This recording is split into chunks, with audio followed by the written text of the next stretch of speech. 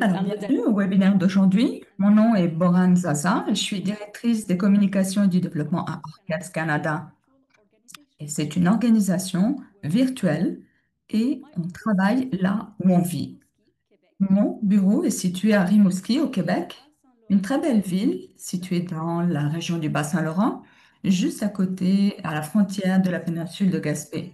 Ces régions sont les terres non cédées traditionnelles des Wolastoqey, Waspiko et la session d'aujourd'hui va être enregistrée et sera mise à votre disposition sera disponible bientôt sur le site web d'Orcas Canada.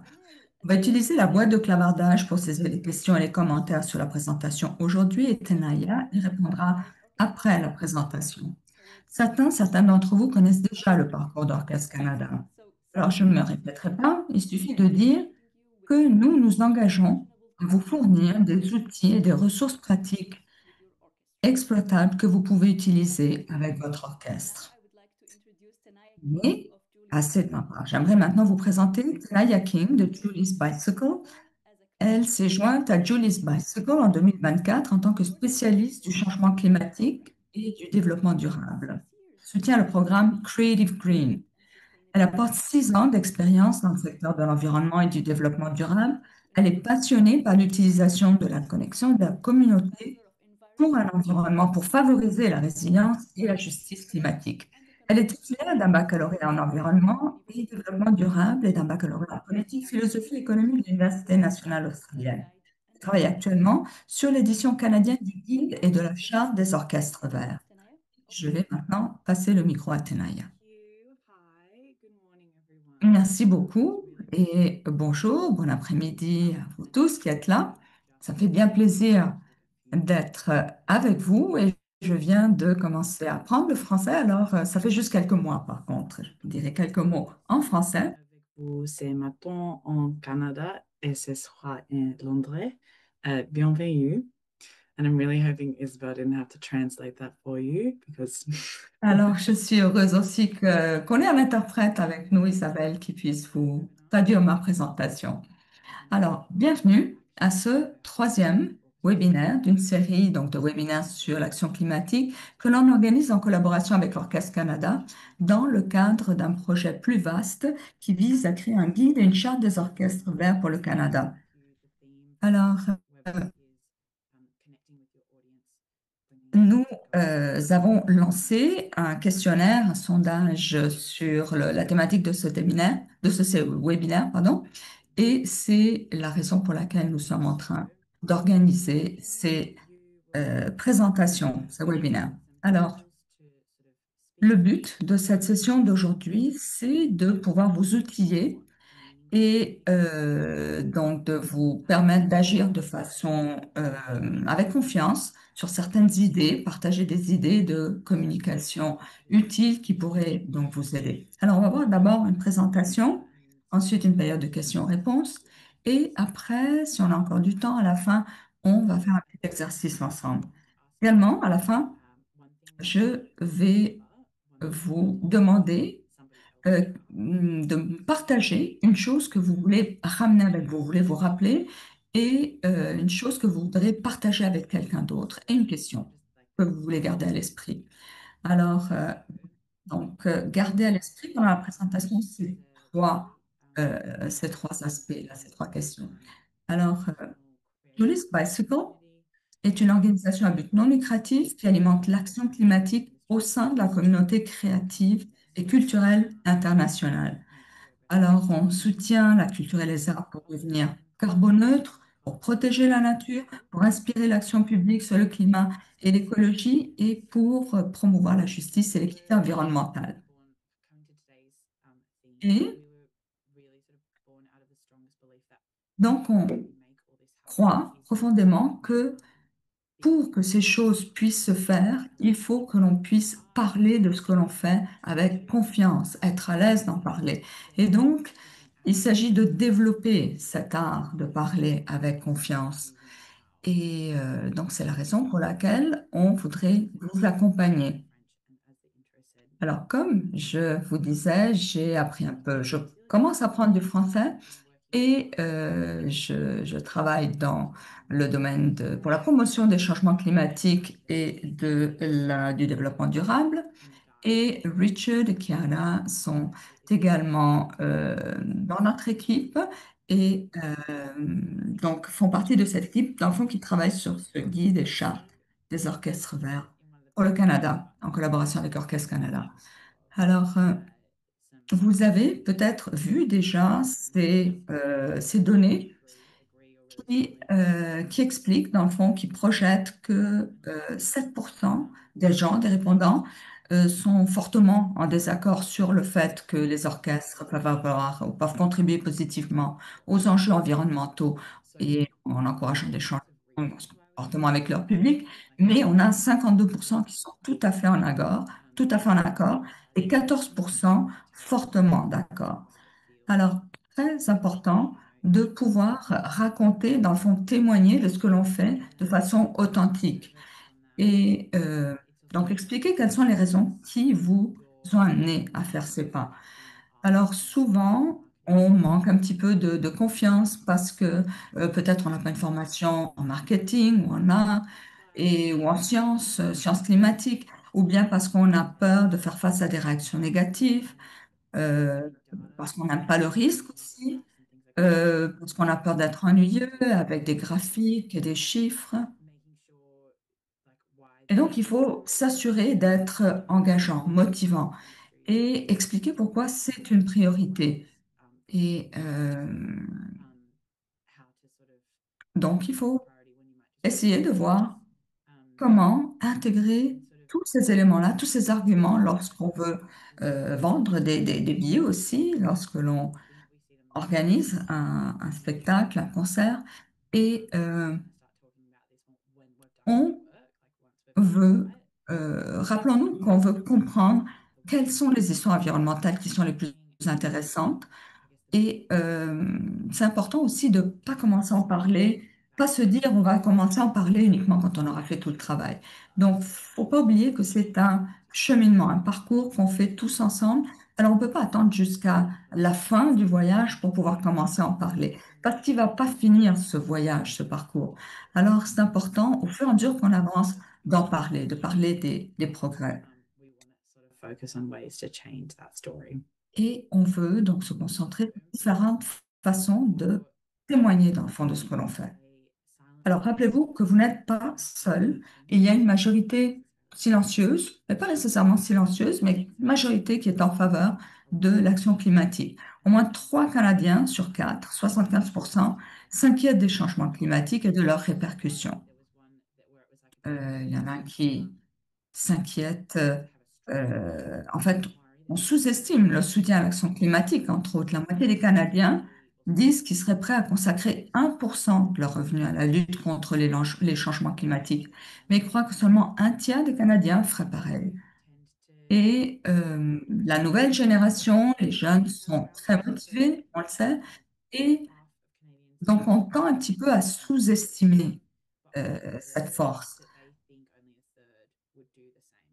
Et donc, c'est il y a beaucoup d'aspects psychologiques qui sous-tendent à tout cela, parce qu'on a peur souvent d'être seul, à avancer, seul à défendre ses enjeux, mais en réalité, vous et vos publics êtes là. Et donc, quand vous vous connectez, quand vous vous ralliez à votre public, c'est ce qui fait que vous pouvez canaliser l'énergie vers le changement.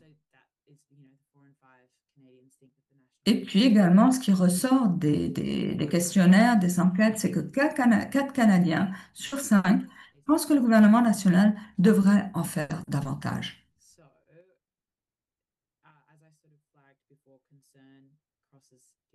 Donc, comme je disais, il y a différents groupes d'âge qui s'intéressent à ces enjeux. On sait également que 4 PDG canadiens sur 5, donc 85%, s'inquiètent des changements climatiques tout le temps ou la plupart du temps. Et on voit que c'est tangible. On le voit autour de nous, les changements climatiques. On voit les dangers. On se rend compte que les jeunes sont plus anxieux, qu'ils ont peur, qu'ils sont souvent en proie à l'anxiété et se sentent sans outils. Donc, c'est d'autant plus important de se connecter avec d'autres, de se rallier avec d'autres gens, d'autres communautés pour pouvoir agir ensemble et gérer ces sentiments, notamment à travers l'art et la musique. Tout ça, ça peut devenir un canal très fort, très puissant. Donc, vous n'avez pas besoin de produire plein de données statistiques, simplement dire que ce n'est pas si risqué de parler de ça. Et parlez simplement autour de vous et vous vous rendrez compte que c'est pas un risque tant que ça. Et vous vous rendrez compte aussi qu'il y a beaucoup de personnes autour de vous qui sont prêtes à vous appuyer, prêtes à embarquer. Vous avez juste à créer les liens, à faire les ponts. Alors vous pouvez être vraiment confiant dans votre action. Et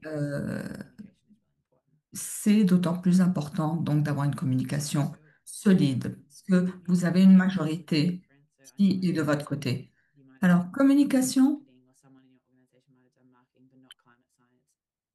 donc vous savez sans doute qu'on ne parle pas de science climatique quand on parle de marketing. Et c'est sûr qu'il faut que vous vous posiez les questions par rapport à ce que vous essayez de dire, le message que vous voulez passer et qui vous l'adressez. Donc, assurez-vous d'être engageant, assurez-vous d'être mobilisateur lorsque vous communiquez et parler des changements que vous intégrez pour pouvoir changer l'impact que vous avez, parler des initiatives que vous faites, par exemple de passer à l'utilisation du papier au numérique pour les programmes et parler de vos alliances avec les organisations environnementales, vos partenariats, célébrez-les, ou bien si vous animez déjà une campagne pour informer davantage le public, parlez-en, donnez de la visibilité à ces initiatives. Alors, pensez toujours au message que vous voulez véhiculer et les canaux que vous pouvez utiliser. Alors, vous pouvez communiquer les changements, bâtir la réputation, célébrer les réalisations, n'oubliez pas, éduquer ou faire campagne et commercialiser, par exemple, un spectacle sur des thèmes environnementaux. Alors, pour ça, vous avez différents outils. Vous avez des bulletins d'information, programmes de spectacle. Par exemple, lorsque vous ciblez un public, vous pouvez parler de la façon dont ils vont se déplacer pour aller au concert. Ou, par exemple, vous pouvez commencer une représentation avec une petite intervention au départ, une introduction de sensibilisation sur des thématiques reliées au climat. Ou vous pouvez également utiliser l'affichage pour faire des petites mini-conférences, effectivement, au début des spectacles. Vous pouvez également intégrer des éléments climatiques ou de sensibilisation climat dans vos programmes, site web aussi, médias sociaux. Alors, il y a beaucoup de canaux, beaucoup d'opportunités pour communiquer. Alors, si vous partez de zéro, peut-être vous vous sentirez un petit peu dépassé, mais l'idée, c'est vraiment que la communication se fait petit par, étape par étape. Donc, vous bâtissez votre communication. Donc, lors des rencontres d'équipe ou lors des rencontres de marketing, vous vous posez des questions autour de vous. Vous demandez si, par exemple, les membres de l'équipe ont trouvé des articles intéressants ou ils ont entendu des podcasts, des programmes intéressants, donc pour ramener, dans le fond, pour alimenter votre communication ensuite au public. Et une fois qu'on va publier le guide, on va aller plus dans le détail, mais c'est important aussi d'amener ces éléments-là lors de vos rencontres de conseil d'administration avec la direction senior, la haute direction, voir comment vous arrimez également vos valeurs aux enjeux climatiques et voir également comment vous arrimez ces enjeux à ceux qui intéressent votre public aussi. Et vous pourriez organiser une session complètement dédiée sur l'aspect programmation créative, où vous pouvez par exemple partager des vidéos qui célèbrent la beauté de la nature ou créer des visions positives pour l'avenir. Donc vous avez beaucoup d'idées qui peuvent vous venir à l'esprit et que vous pouvez utiliser pour sensibiliser votre public. Pensez à vous axer, à vous concentrer sur ce qui est énergisant, sur ce qui est positif pour votre public. Alors, ensuite, quand on parle de durabilité, il y a des choses à faire, mais d'autres à ne pas faire. Quand vous racontez des histoires ou des témoignages, d'abord, il faut que vous connaissiez votre public. Si vous ne connaissez pas votre public, vous devez peut-être interagir au départ pour essayer de mieux cerner à qui vous adressez, à travers des sondages peut-être. Et je sais que par exemple, on pose les questions au public sur comment ils se déplacent et s'ils sont satisfaits de la façon dont ils se déplacent. Et pose des questions également sur ce qu'ils pensent du changement climatique et comment est-ce que l'orchestre aussi pourrait poser des gestes positifs pour enrayer le changement climatique. Et donc, quand vous témoignez, quand vous racontez ensuite les histoires que vous voulez partager, vous connaissez mieux votre public. Donc, vous adaptez votre langage. Vous n'avez pas besoin d'utiliser un langage nécessairement scientifique ou vous n'avez pas besoin de présenter des tonnes de statistiques. Il y avait un projet, par exemple, en Irlande qui était sous la direction de Greenpeace et ils ont commencé en disant, on n'a pas besoin de vous raconter une non-histoire, c'est vous qu'on veut entendre. C'est ça qu'ils ont dit au public. Alors, c'est toujours intéressant d'aller chercher ce que eux ont à dire aussi. Et puis, donc, l'autre chose, c'est donc expliquer que la durabilité, c'est quelque chose vers lequel vous travaillez, vous expliquer pourquoi c'est important pour vous, vous axer sur les solutions. Et plutôt que d'assumer que les gens vont comprendre, essayer d'expliquer. Et il y avait quelqu'un qui écrivait justement que cette musique allait chercher ses sentiments parce qu'il avait grandi proche de la nature et donc c'était une pièce qui lui rappelait la nature. Et donc il y a vraiment eu une connexion, un lien qui s'est créé entre la personne alors qu'elle écoutait la musique. Alors ces connexions arrivent souvent, ces liens sont souvent là et il faut les développer. Alors, assurez-vous que vous êtes positif aussi. Euh, Présentez les choses comme des choix actifs, positifs, qui sont faits par le public en tant que groupe qui partage les mêmes idées que vous. Donc, travaillez ensemble et présentez donc l'impact combiné qu'on peut avoir ensemble et aller chercher les choses qui sont importantes pour votre public. Ça vous assure euh, que les gens adhèrent à ce que vous présentez, aux enjeux que vous présentez. Et puis, parler également de justice, de faisabilité, parce que le public est prêt à agir. Donc, proposer au public des actions concrètes. C'est comme ça que vous allez l'engager, que vous allez le mobiliser.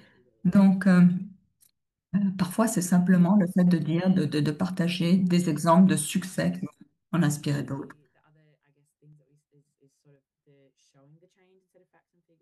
Et puis, donc, partager des éléments statistiques, mais pas trop, parce que ça crée pas toujours un écho dans l'esprit du public. Et cette histoire de cette femme qui donc fait un parcours, un itinéraire en vélo chaque année pour cette cause est particulièrement intéressante. Et les gens se reconnaissent, c'est simple, et le message passe.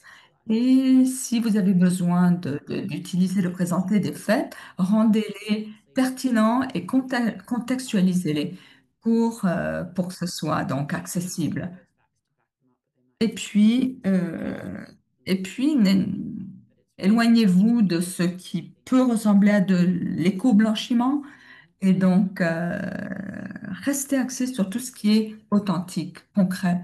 Et si vous avez une page web, sans doute, vous parlez des efforts de durabilité que vous faites, des efforts que vous faites dans le cadre du développement durable et appuyez avec des exemples. Qu'est-ce que vous dites avec des exemples? Alors, c'est surtout intéressant de dire aux gens ce qu'ils peuvent faire plutôt que de leur dire les choses qu'ils ne devraient pas faire. Et si les gens, par exemple, peuvent être motivés à utiliser le transport public ou aller en vélo ou aller à pied, ça aussi, c'est des façons de motiver les gens.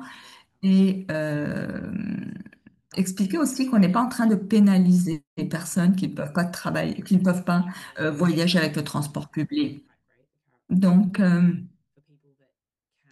parfois, les incitations fonctionnent très bien pour les personnes qui ne posent pas de gestes simplement parce que ils n'y ont pas pensé. C'est là que les motivations peuvent être, les incitatifs peuvent être aidants. Et je vais revenir un petit peu à ce que j'avais dit au début. Qu'est-ce qui tient à cœur à votre public? Posez-vous la question.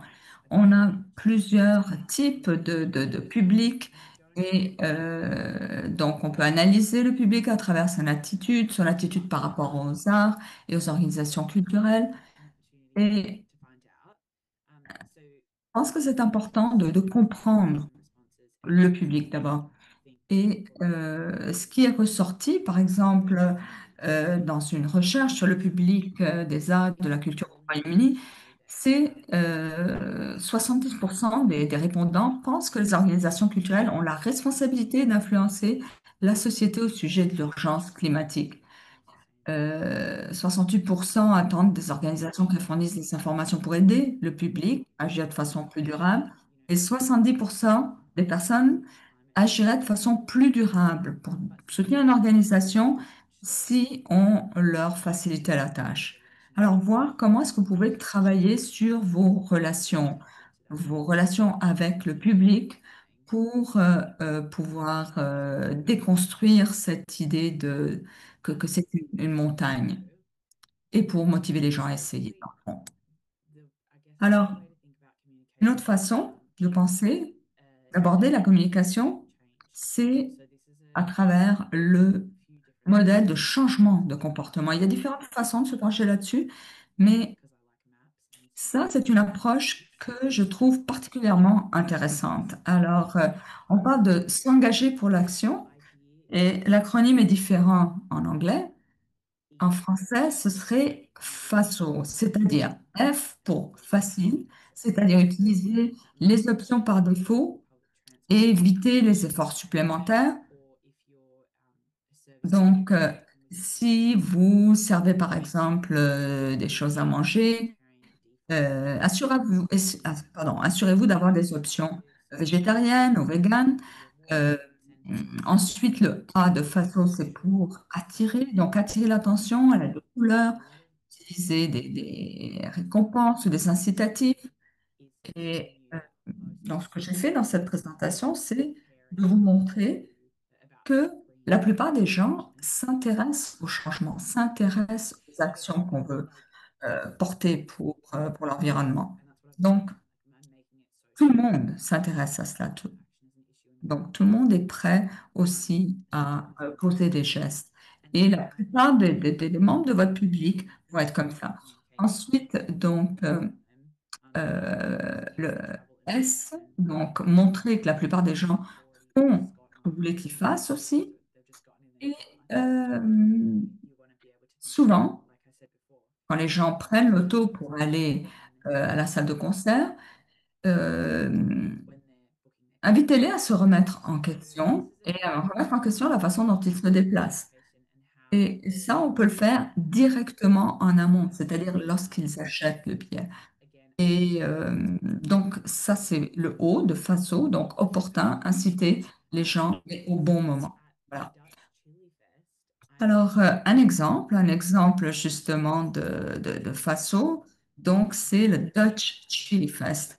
Et maintenant que j'y pense, c'est un festival de musique de Chili aussi, je pense.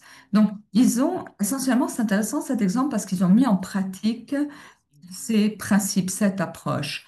Alors, ils sont passés de 4% de vente à 46% en 2024. Donc, ça a été un bond formidable. Et donc, ils expliquaient donc qu'ils offraient des produits véganes ou végétariens, mais ils ne voulaient pas non plus exclure complètement les autres. Donc, ils ont rendu ça intéressant au niveau des icônes. Et l'icône amusante, par exemple, qui est celle de Redefine Meat, donc redéfinir la viande, c'est celle de cette vache qui est renversée. Donc, utiliser des logos qui sont accrocheurs, qui sont drôles. Et si, si, par exemple, vous allez à un festival et vous ne savez pas trop quoi prendre à manger, vous allez sans doute suivre ce que le groupe va prendre. Alors, rappelez-vous que ces phénomènes-là ont un impact aussi au niveau de la communication. Donc, l'idée, c'est que les comportements peuvent changer et la psychologie entre en ligne de compte. Vocal. Donc, on n'a pas besoin toujours de parler haut et fort de ce que l'on fait. On peut trouver différentes façons pour véhiculer le message. Et il ne faut pas nécessairement que ce soit toujours super évident non plus au moment où on communique. Ça peut être plus subtil. Maintenant, un autre exemple d'un festival de musique électronique aux Pays-Bas. Alors ici, donc, ils ont organisé des journées climatiques axées sur le climat et sur la communauté, le bénévolat en communauté pour leur public. Et donc, ils essayent vraiment d'embarquer tout le monde. C'est leur approche, leur marque de commerce.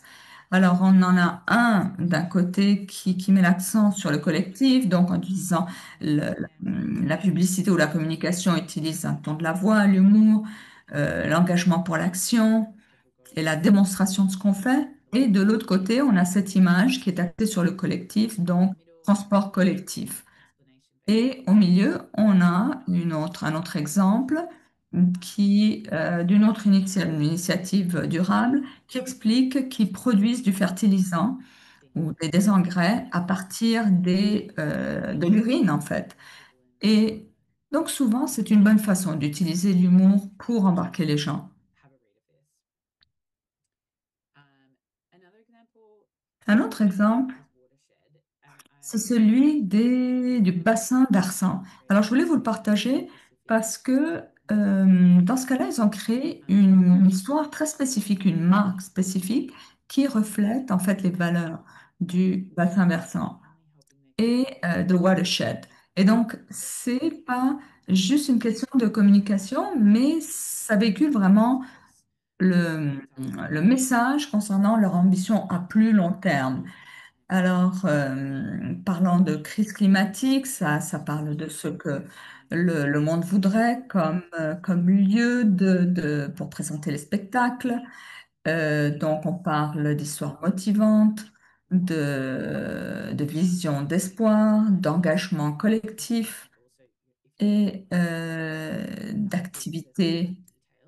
Et donc, si vous allez sur leur site web, vous voyez vraiment la façon dont ils s'y sont pris pour véhiculer ce message du projet. Alors, le langage qu'ils utilisent n'est pas technique du tout.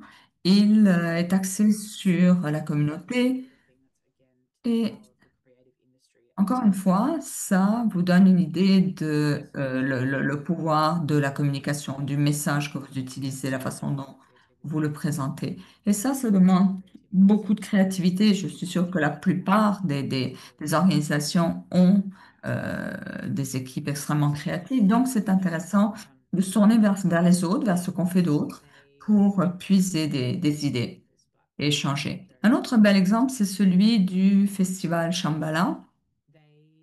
Alors, dans leur cas, ils ont décidé de ne pas avoir, c'est-à-dire, ils ont fait le passage sans viande ni poisson. Et donc, ce qu'ils ont fait, c'est qu'ils ont démarré d'abord par une communication en ligne d'un énoncé de valeurs. Donc, ils expliquent qu'ils font cela pour économiser, pour réduire leur consommation d'énergie, pour réduire leur production de déchets. Et, euh, et pour ça, il faut s'axer sur tout ce qui est l'alimentation.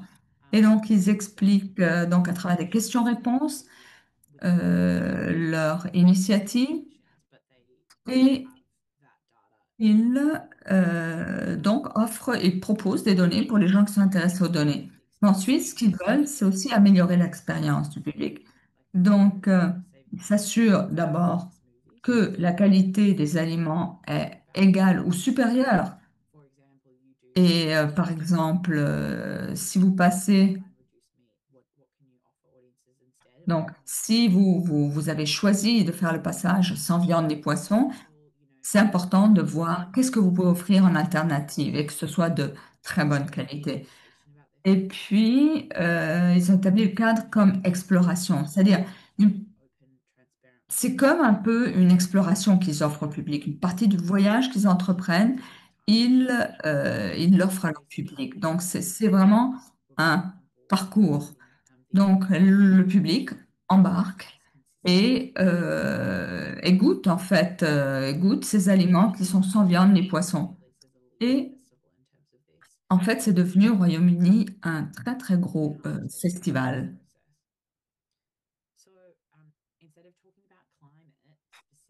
Et puis, plutôt que de parler spécifiquement de climat, il faut voir quelles sont les occasions qu'on peut avoir pour amener les gens à agir, à participer. Donc, on peut parler de statistiques, on peut parler de crise, oui, mais c'est encore mieux de parler de choses positives, de gestes qui peuvent avoir un impact positif. Donc, Future Yarn, donc c'est une initiative qui invite les gens à amener leurs instruments qui sont usagés ou qui sont brisés pour pouvoir les réparer et donc recycler dans le fond les instruments. Alors, par exemple, les gens mettent de côté des instruments qu'ils n'utilisent plus et peuvent les amener pour qu'ils soient, dans le fond, recyclés, mais en fait repartagés à d'autres personnes. Ensuite, il y a une autre initiative au Canada, Ottawa Solar Concert, qui est axée sur la plantation d'arbres communautaires, jardinage, etc. Et donc, c'est axé sur des campagnes plus spécifiques, donc sur l'utilisation d'énergie solaire et c'est une excellente occasion aussi pour se connecter avec la communauté et donc dans le fond et puis la dernière initiative, le dernier exemple, c'est celui des ateliers de réparation de vélos dans le cadre d'un événement, d'un spectacle. Donc, les gens aiment parler de ces exemples et de ces réussites parce que c'est la meilleure façon d'en inspirer d'autres.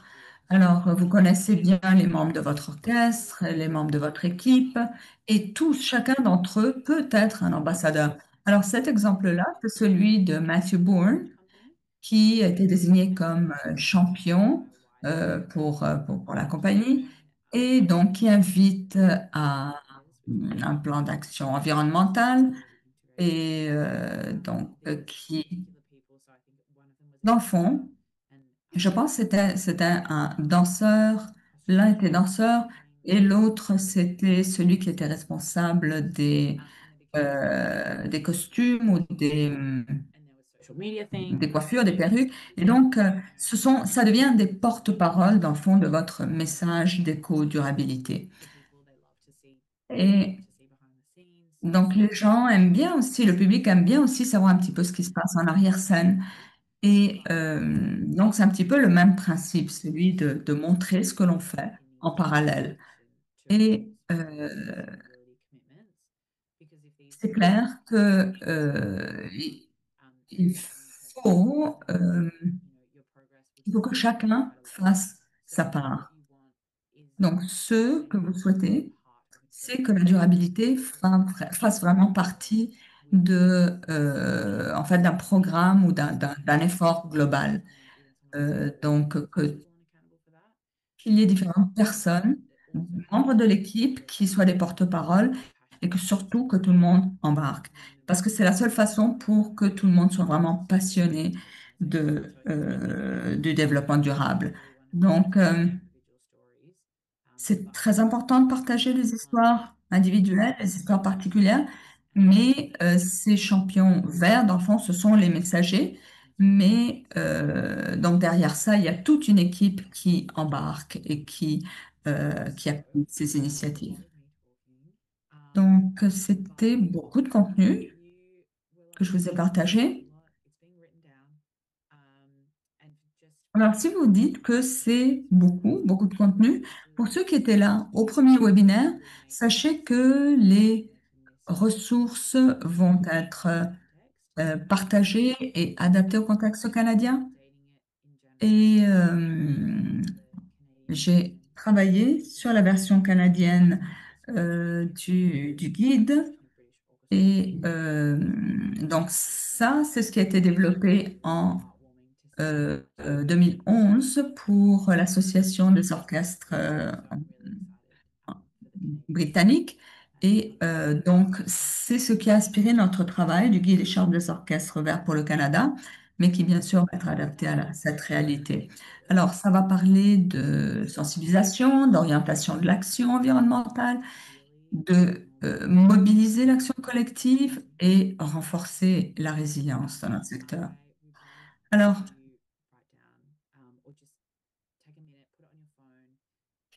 j'aimerais maintenant que vous me disiez quelle est une des choses que vous avez entendues que vous voulez rapporter chez vous, quelque chose qui vous a marqué particulièrement, qui est un fait saillant, quelque chose qui vous a particulièrement interpellé. Ensuite, j'aimerais que vous choisissiez également une chose ou un enjeu que vous souhaitez partager. Et troisièmement, une question que vous portez. Voilà, j'aimerais que vous me partagiez ces trois éléments. Quelque chose à retenir, quelque chose que vous voulez raconter à quelqu'un d'autre, une question. Alors, merci beaucoup pour cette très belle présentation. On va donner la chance aux gens de poser leurs questions, s'ils en ont. Je veux dire que j'étais vraiment impressionnée par toutes les statistiques qui montrent combien le public souhaite que les orchestres, les organisations qui œuvrent dans le domaine des arts puissent agir, prendre des initiatives.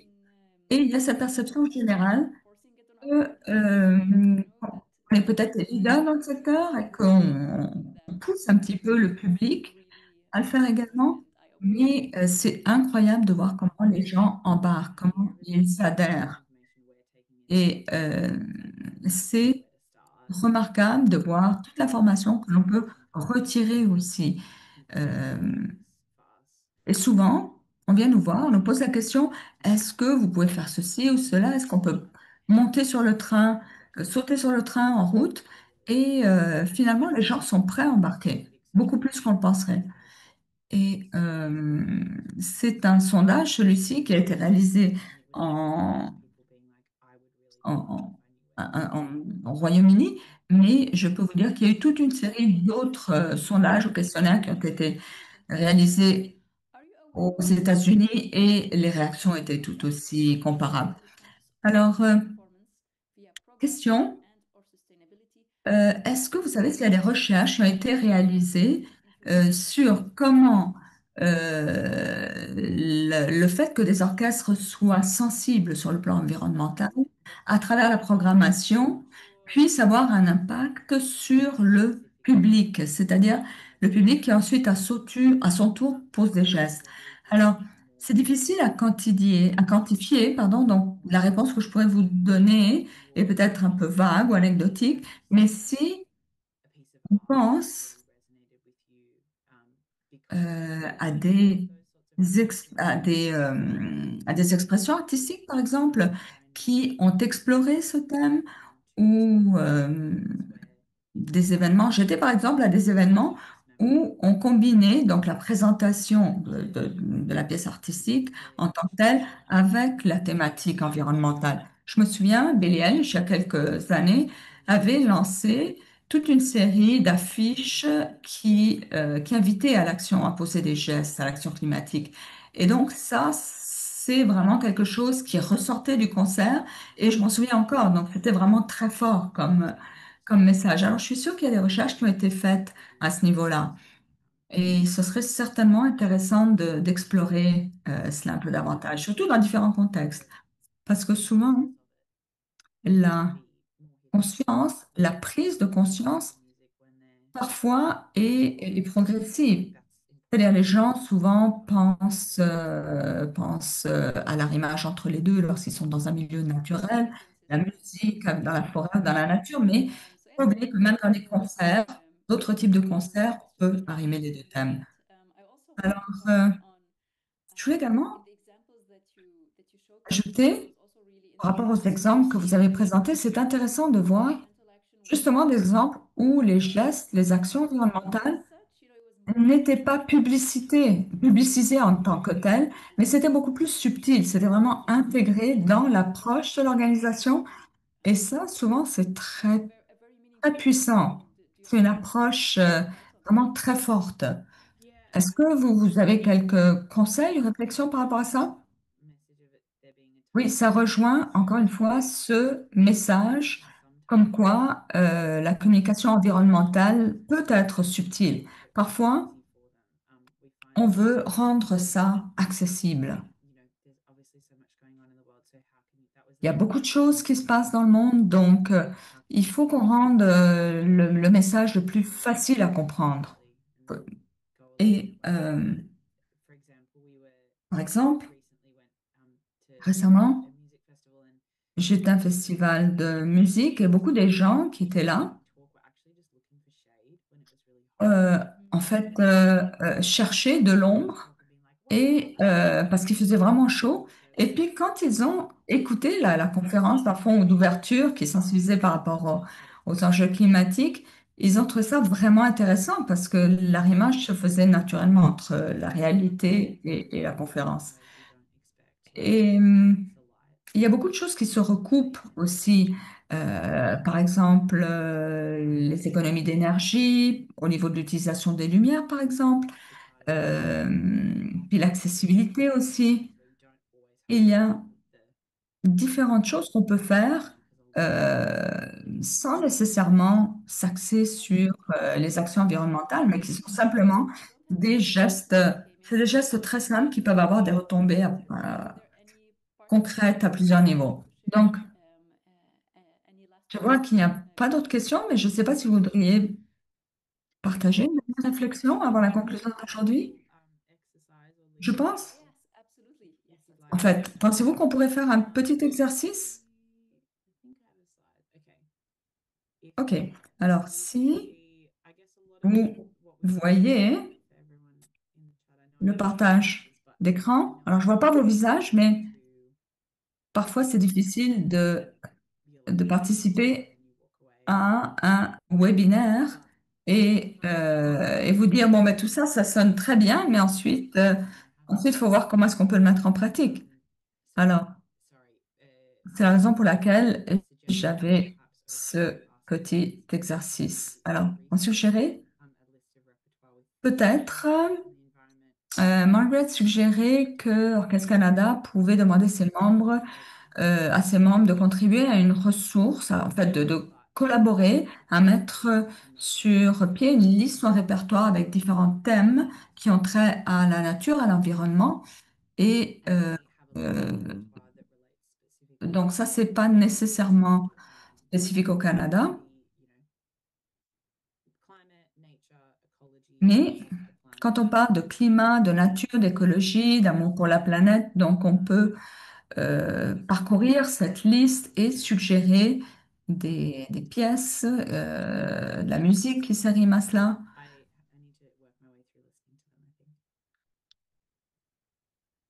Alors, je suis en train de parcourir ma liste en même temps. Alors, avant de faire cet exercice, j'aimerais savoir quel est votre objectif. C'est-à-dire, si vous deviez communiquer quelque chose dans ce que je vous ai partagé, qu'est-ce que vous feriez? Est-ce que vous feriez faire quelque chose différemment? Voudriez-vous partager un exemple, une expérience? Voudriez-vous inviter le public à travailler avec vous? Est-ce que vous voulez travailler, par exemple, aussi à développer votre image de marque à travers des messages aussi que vous allez partager à l'interne et peut-être aller voir quelqu'un dans votre orchestre et dire on, on a besoin d'investir davantage de temps dans ces actions, dans ces initiatives et puis voir quelle est l'attitude par rapport au climat et voir quelles sont les choses qui leur tiennent à cœur. Parce que parfois, c'est une question de priorité. Est-ce que c'est un enjeu de budget ou de temps? Et voir comment est-ce qu'on peut intégrer cela avec d'autres initiatives qui sont déjà en cours. Donc, peut-être essayer de tirer de ce que vous avez entendu un élément qui vous inspire à partager un message ou partager ou suggérer une initiative. Ou peut-être vous avez des questions auxquelles vous réfléchissez encore et vous voulez les approfondir une fois que vous serez rentré chez vous. Alors, non, on a- alors chez nous, au Royaume-Uni, il est presque 6 heures, 6 heures du soir. Et c'est la fin d'une longue journée. Alors, on va vous laisser quelques minutes, peut-être si vous voulez partager vos réflexions, vos commentaires. Et merci aussi, merci d'avoir partagé les ressources de Musical Declares, Classical Declares. Et on va donc faire circuler donc ces ressources après l'événement.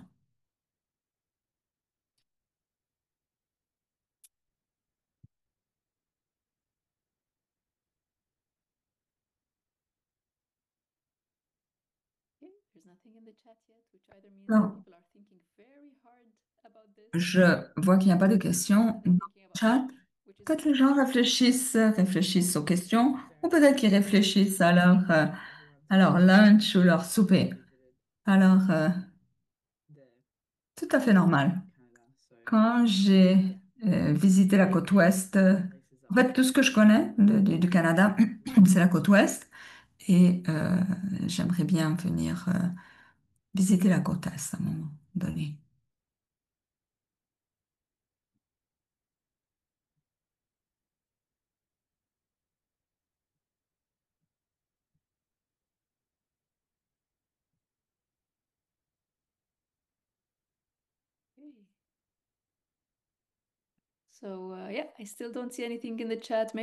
Alors, je vois pas de réaction dans le chat, peut-être. On pourrait laisser le soin aux participants de ramener leurs questions et d'y réfléchir, de les approfondir. Et à leur retour, alors peut-être simplement tout le monde sera content de pouvoir rentrer chez soi 10 minutes plus tôt aujourd'hui. Alors, oui, absolument. Pour les ressources, je vais m'assurer que tout soit partagé et relayé. Alors, merci beaucoup, Tenaya. Merci d'avoir partagé ces idées si généreusement.